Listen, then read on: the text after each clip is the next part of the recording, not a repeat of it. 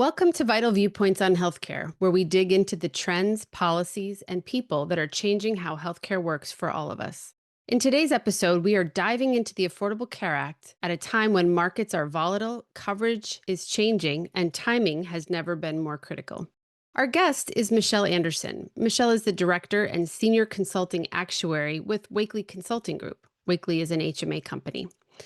Since joining Wakely in 2014, Michelle has worked with commercial insurers across the country on everything from plan design and rate filings to financial modeling, provider contracting, market research. All of this with a keen eye on ACA pricing and strategy. She has also supported Medicare Advantage bid submissions, bringing a depth of experience that spans both the commercial and government payer space. With her actuarial expertise and data driven insights, Michelle is uniquely positioned to help us understand how the ACA marketplace has evolved since its early days and what today's individual market looks like, where opportunities lie for innovation and sustainability in the future. Michelle, thank you for joining us today. Thank you for having me. So, as we were preparing for this conversation, you mentioned that you joined Wakely around the same time as the ACA kind of got off the ground. So you sort of professionally have grown up in and around this marketplace, and obviously, more than 10 years later, the market is more mature, but it's quite different from when it launched. So, when you think about the course of your career, what are some of the most significant changes that you've seen in the ACA marketplace over the past decade, and sort of how has it affected the way that we think about individual insurance coverage? So I think one thing that's really been a constant in the individual market is that it is always changing. So we are really not usually in a stable world. And, even looking at this year, it's, going into 2026, year 12 of individual market coverage. And there is more uncertainty than maybe we have ever had, despite the 12 years that certain plans have been operating in the space. So, of course, the very beginning, the first 3 years, there were a lot of unknowns, a lot of mispricing, a lot of the co-ops were entering and didn't make it. And a lot of that was due to the three R's. So the reinsurance, the risk corridor, and risk adjustment, which continued. But, with the risk corridor payments, a lot of plans were really kind of banking on those. And when the funding wasn't there, that really caused a lot of instability in the market. And so, the next few years after that, there was a lot of change as far as significant rate changes, a lot of carriers exiting. With that rate correction, it started to become an attractive market again. Other carriers wanted to come back in. And then, of course, end of 2017, we had another big change where the cost share reductions were no longer going to be funded by the government. So this happened, after plans had already put in their premium rates and couldn't really turn back on that. So over the next couple years, it was really, everything was changing in the landscape, figuring out how to adapt to that. And then as everything appeared to maybe be stable, we got into the world of COVID. And then, of course, enhanced subsidies started in 2021. And that's really been a continuation that has caused the market to, more than double since they were put into place. And then since then, we've had Medicaid redetermination and, a lot of other regulatory changes that every year there's a little bit of a pivot. But, probably over the last 3 years, there's been more influx. And then, of course, with enhanced subsidies maybe expiring and all the other regulatory changes, it's another animal to try to handle. So it seems like the only certainty has been uncertainty. What do you think? Do you think that's why the marketplace has survived? Because I mean, to be in it, you got to be adaptable, right? Because it hasn't been straightforward at all since the beginning. Yes, I think carriers have learned to adapt. I think that states have learned to adapt. There's been additional innovation to really try to figure out ways to make the marketplace more affordable, more access, give consumers more choice. So there's, 1332 waivers that really helps with a lot of the innovation. But I think over time, carriers have gotten pretty sophisticated with being more proactive rather than reactive to try to operate in this ever changing environment. Talk about affordability. I mean, it seems to me that I mean, listen, the whole ACA market was really created because the individual market originally was very expensive, right? And so we, through this, big process and subsidies and so forth, made coverage more affordable. And yet you still hear it's expensive, right? So, um, how are carriers thinking about affordability right now, with regards to, maintaining, I guess, consumer demand, if you will, even though subsidies are likely to go away? I mean, how are we going to tackle affordability in these changing circumstances? It's a good question. And, just as we think about the subsidies, they impact, the lower income population. And so there's kind of different cohorts, and it's a complicated formula, right? It's going to vary depending on your age and what region you're in and what your income level is, and then you have to consider what your health status is, right? Like you can really get into the weeds, but there's a population that doesn't receive subsidies and never have. And one thing that has been talked about a lot coming up is how in 2026, the market is changing significantly. There's a lot of significant rate changes in the double digits that are more than double what we've seen in the past few years. Members that do not receive any subsidies, they are not isolated from any of those premium rate changes. So when you see a carrier that has a 40% rate increase, a lot of consumers are going to feel that, and that is a separate topic than all these regulatory changes with the enhanced subsidies. Going into subsidies, so that's going to impact a lot of the lower income members. And there's a large proportion of people right now that pay under $10 a month from a net premium perspective, and that is going to significantly increase. So to keep things affordable, the reality is a lot of consumers will have a hard choice. So it's not going to be affordable for everyone. Unfortunately, a lot of those $0 are going to turn into maybe $40, maybe $50. It kind of depends. So some people may end up leaving, or there are trade-offs where consumers could buy a less generous or a cheaper plan.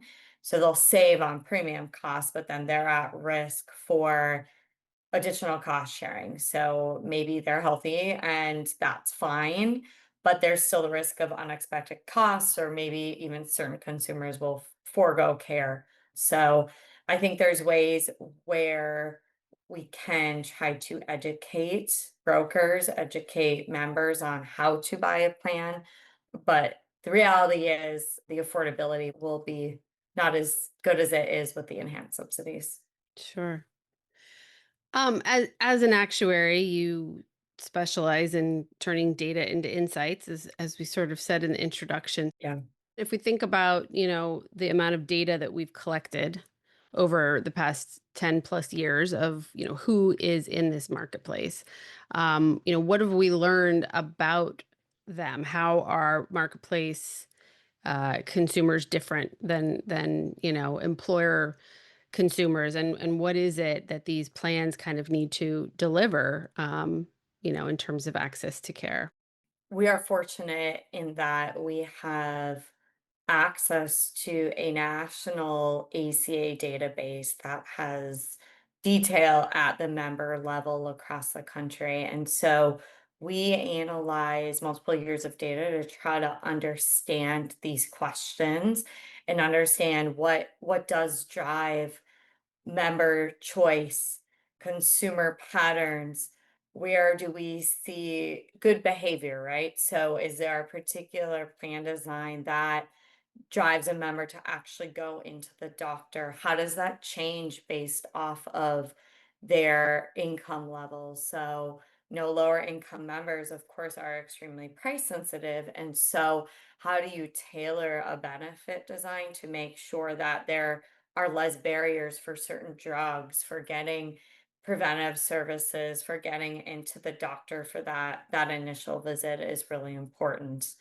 So we're able to look at that and really use that to work with carriers and states to develop insight and strategies. So not only do we work with insurers to also develop these plan designs, but with many state DOIs and the government to help come up with certain standardized plan designs or innovative waivers as well. So let's talk a little bit about timing. We're having this conversation in mid-September 2025. As of right now, the subsidies are being allowed to expire. Those enhanced subsidies that had been put forth during kind of the COVID period. So as you mentioned, there will be a loss of subsidies. Congress may or may not take action between now and the end of the year. So depending on when somebody's listening to this, the circumstances might be different. But talk about the timing of like how quickly does that hit consumers? How quickly, are people going into open enrollment now without the subsidies? And does that change affect people's choices this year? Like, how quickly do these changes take place? In reality, they're going to take place right away when a member goes to sign up for open enrollment. If they are being active in that decision, they're going to see a different cost based off of their income level. Now, there's also a group of members that are passive enrollees, and so they might be auto enrolled, for example. And so they might not know until a few weeks in, and they might get a letter, for example, that tells them that they are going to have maybe a $30 premium instead of it being a free plan, in which case they may decide not to enroll. I think as we talk about timing is really still complicated because we're not sure what's going to happen with the enhanced subsidies. I mean, every day there's more news coming out, and so there's still a situation in which something is reversed. So either enhanced subsidies continue or there's some version of a subsidy that continues. And that timing, I mean, there could be something by end of this month, but also there's a discussion about something even happening during the open enrollment period in December, in which then, there's a lot of other questions that are operational and how does, CMS and states and carriers actually handle that. So, in a world where everything continues as is and enhanced subsidies do expire, you're going to have a lot of people that opt out or going into early next year as well. I think that's where you're going to see a lot of people that are enrolled drop out or not ultimately pay a premium. And so you'll see probably really big shakeups by around like April or May of next year once that's kind of fully come to fruition and settled down a little bit. So that will look like people enroll and then they drop coverage because they can drop at any time, right? So if they say, "Oh, this is way more than I thought I was paying, and I can't afford this," and so you'll see potential coverage drops in the first quarter. Yeah, and some people may actively drop coverage or they may just not pay their premium, and there is a grace period essentially. And so certain lower income members are allowed 3 months of not paying their premium until they are not actually effectuated is what they call it. So effectuation essentially means that you go in there and you actively pay. So a lot of people right now, if they're paying $0, they don't actually have to pay anything. So they're always effectuated. And so there's a big group of people that will probably fall into that camp of just, they passively won't do anything and then they won't pay their premium and they'll be disenrolled. So it looks like people will have some big potential for disruption early next year. Yeah. And, there could be a lot of people that at the end of the open enrollment period that they will decide to like change carriers, for example. So it depends how sophisticated the marketplace is and how good the education and the broker reach out is to educate people. because they could buy down to the cheapest carrier. They could buy down to a bronze medal level if they're in a gold, and maybe that's the best choice for them rather than dropping coverage, because once you get out of that open enrollment period, you're kind of stuck.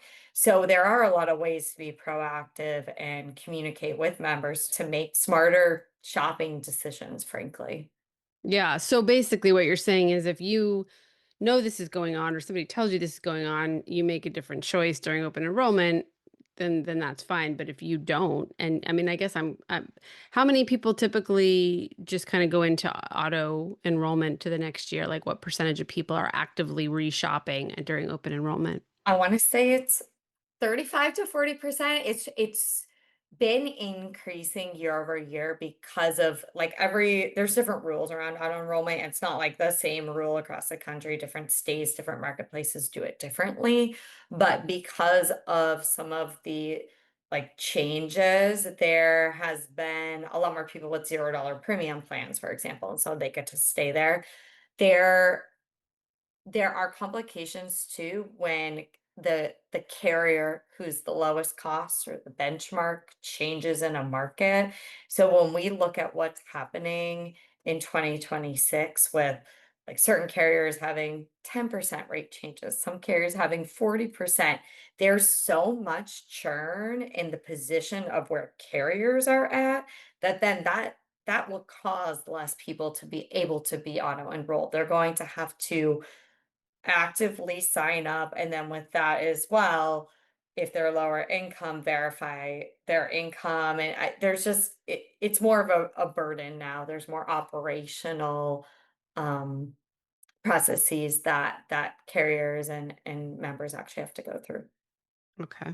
Thinking about the individual market more broadly, I'm my hypothesis is that sort of the majority of the individual market is now ACA plans, federal, state, across the country. Is that accurate? What do you have a sense of how many, like what size of the individual market, what portion of that is our ACA marketplace plans? I think the ACA market is the majority. A lot of the old pre-ACA plans are shrinking or are no longer, or there's been additional regulatory constraints on that. And so people are not in them. There is, I mean, I don't even know if I'd call this individual, but like short-term limited duration plans, right? They're not a replacement for individual ACA coverage, but it's another mechanism that, people who are younger, healthier may opt in instead of enrolling in ACA coverage as an alternative to being uninsured. And are those, I mean, are those high deductible? Like, I mean, they're short term, which depending on how we define short term, right? It's either 6 months or 12 months. But are they essentially like catastrophic plans?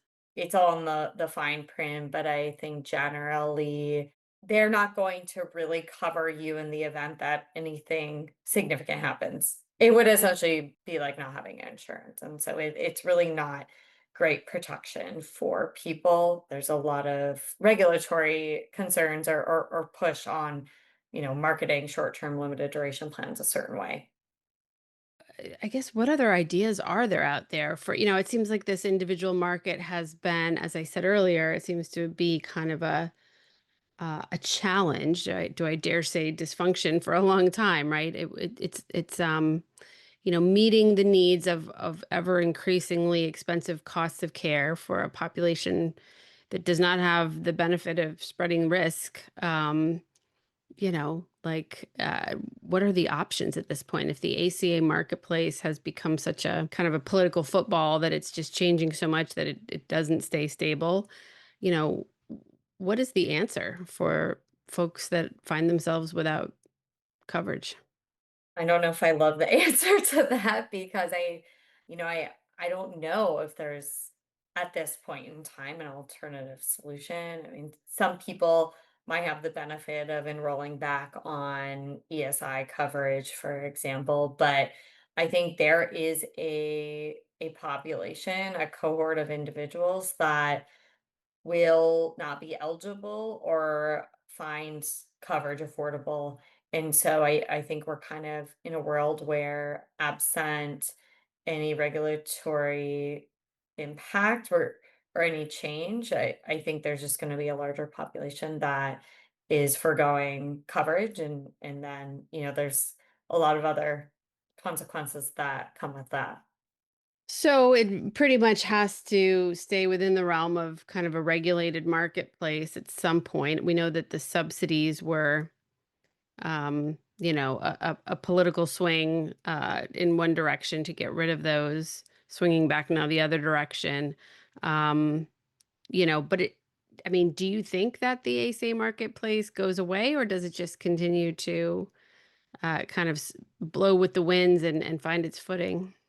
$1,000,000 question. I ever well, if I've learned anything from this last year, no one really knows because every time we try to predict something, something else comes up. But a lot of the reversals that are happening right now with the regulatory changes, a number of them are kind of just rolling back was what was put into place over the last few years under the initial Biden era with some of the enhanced subsidies that came in 2021.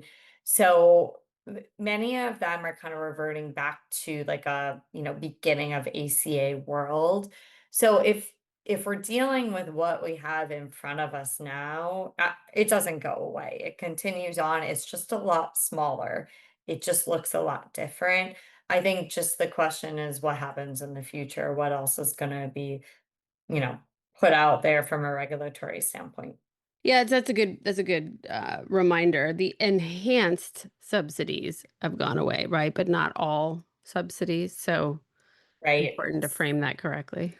Exactly. So it's really just, what was in place pre 2021 timeframe when that hit.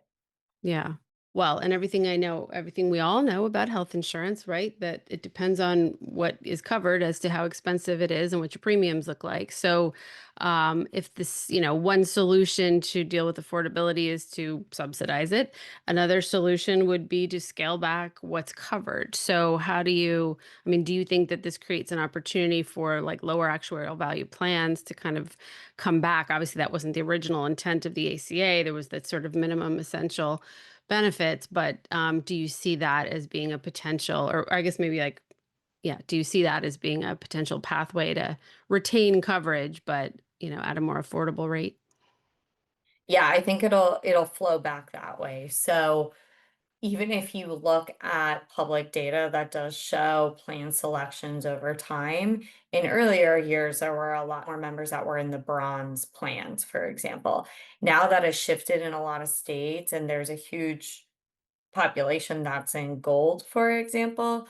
So I do think that we're going to see a little bit of a reversal of members deciding to buy down to that cheaper coverage. There was also a regulation change related to catastrophic plans as well that opens that up essentially to consumers to purchase that. So that's another question if that's pretty recent, if that's going to cause any spike in enrollment on those plans. So then how do you reconcile that? Like thinking, just beyond the beyond the ACA, not only in the ACA, obviously there's a lot of other high cost therapies, high cost procedures, things, innovations, GLP-1s, et cetera, things that are driving cost and have aspirations to lower overall cost of care. Still kind of figuring out the data on that. But, even employer sponsored plans are struggling with how to pay for these things. So, how are you talking to clients, to plans about managing these high costs at a time when the pressure is kind of on lowering coverage to make these plans affordable? If we're talking about specific drugs, it really comes down to formulary. So I think there's certain strategies around what drugs you cover, where you place them. And the regulatory environment is a little bit different on ACA plans compared to like Medicare, for example.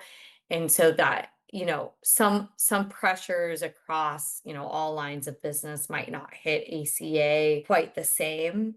One benefit, maybe we've been talking about a lot of headwinds here, so maybe it's good to throw in a silver lining, but how plans are thinking about it is trying to adjust for some of the cost pressures. And so of course, if you are not eligible for subsidies, that is a negative.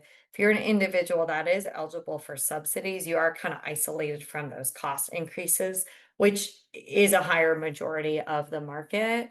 And so with the kind of the resetting of costs to help pay for some of the management, right?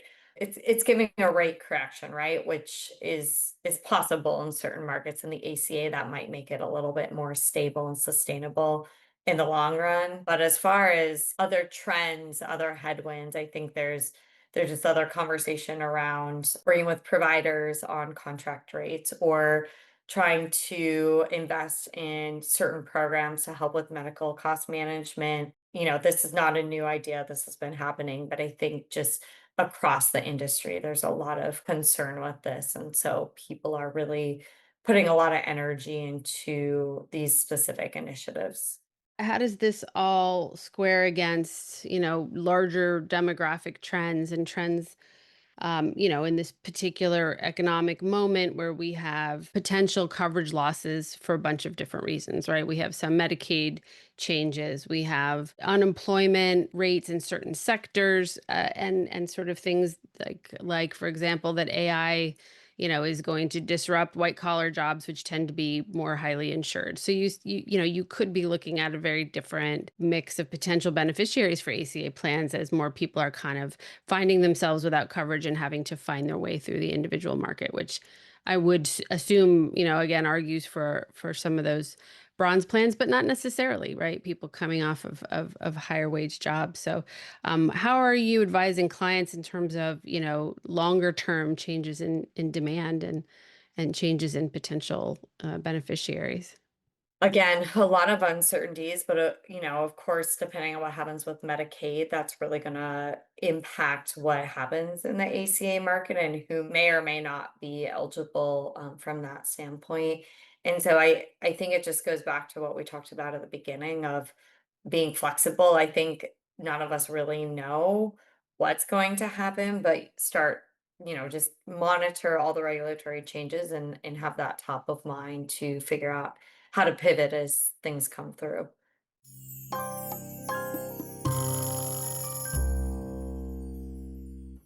Let me ask you our sort of signature question here. If you had a magic wand and you could wield it to, improve the stability, improve the ACA markets, how would you wield that wand?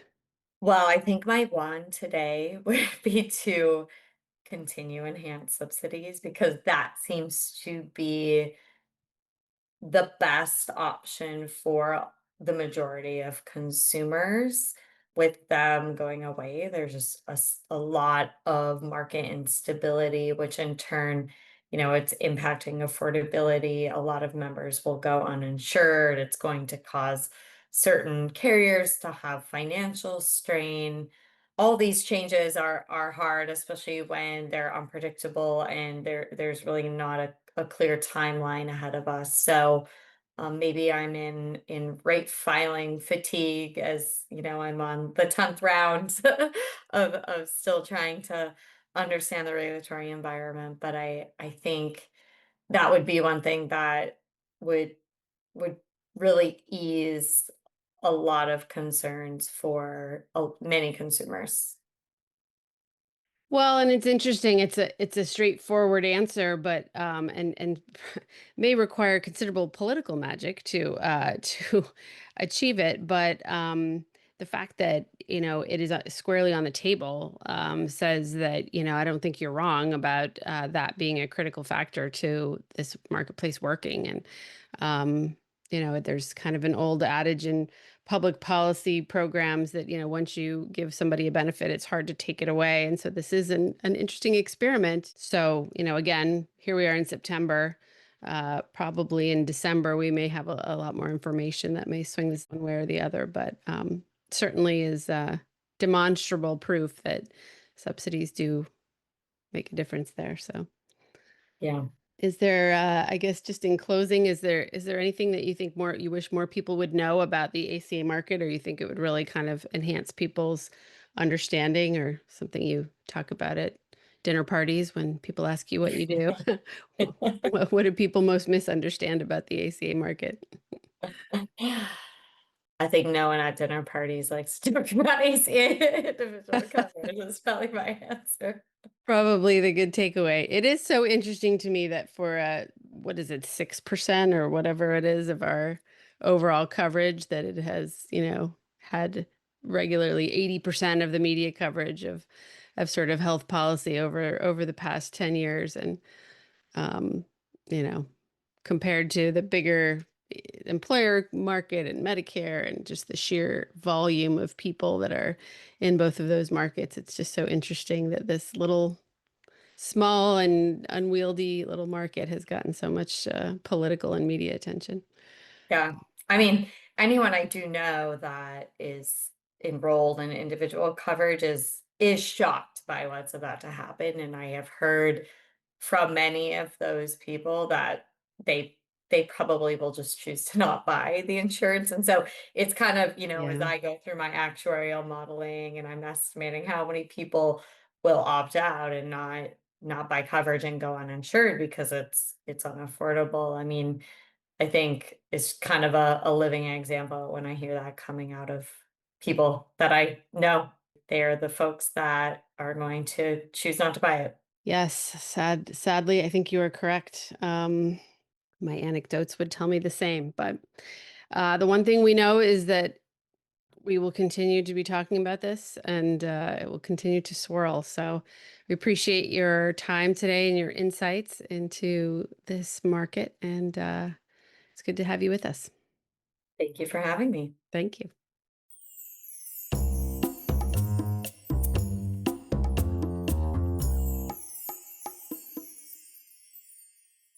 This episode of Vital Viewpoints on Healthcare is sponsored by HMA Information Services.